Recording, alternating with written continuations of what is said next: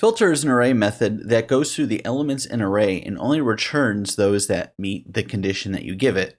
So let's do a simple example.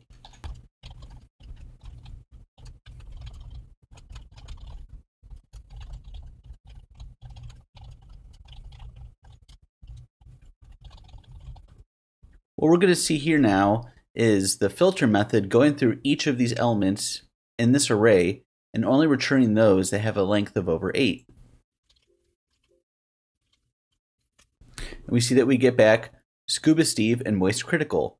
But you don't just have to do it with strings, you can do it with numbers as well.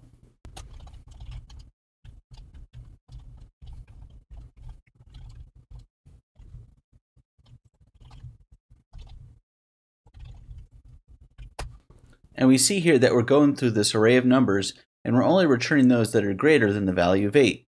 This has been Filter. Like, share, subscribe. I'll see you in the next video.